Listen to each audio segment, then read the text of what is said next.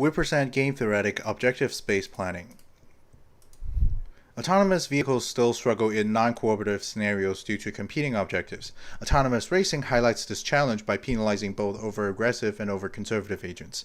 In this paper, we propose a pipeline of agent optimization and a game-theoretic planner that address these challenges. First, we'll go over our definition of the objective space. The objective space characterizes an agent in a low-dimensional space while capturing agent performances. In our experiments, we choose progress and safety as our objectives. Next, we'll go over agent optimization. We use a sampling-based lattice planner where each proposed trajectory are assigned costs on different properties. We parameterize the agent as the cost weight vector. When optimizing, we use CMAES to optimize the cost weight vectors, and a Pareto front of agents is constructed during optimization.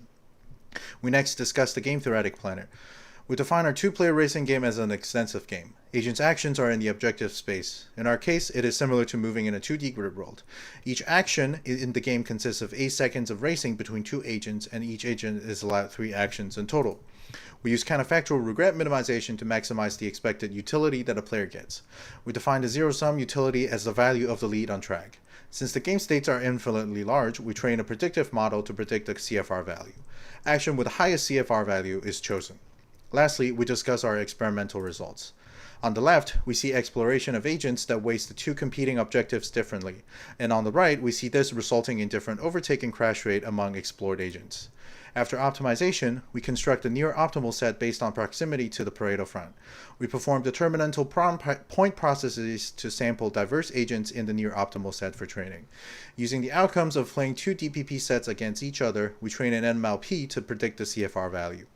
We perform paired t-tests to test the null hypothesis that being game-theoretic doesn't change win rate.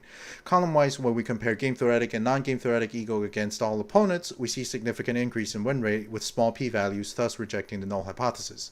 We see the same increase in win rate when playing against unseen opponents and in unseen environments, hence confirming the generalizability of using objective space as agent characterization.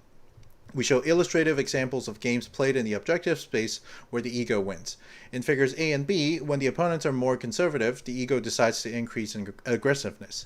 And in figures C and D, when the opponents are more aggressive, the ego first decides to increase in restraint, and then after overtaking, increase in aggressiveness again.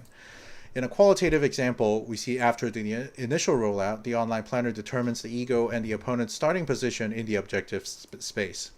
At the decision point, the game-theoretic ego planner decides to increase in aggressiveness and change the cost weights of the planner accordingly. After the decision point, we see the ego overtaking the opponent at the end of the episode and winning the game ultimately. Thanks for listening.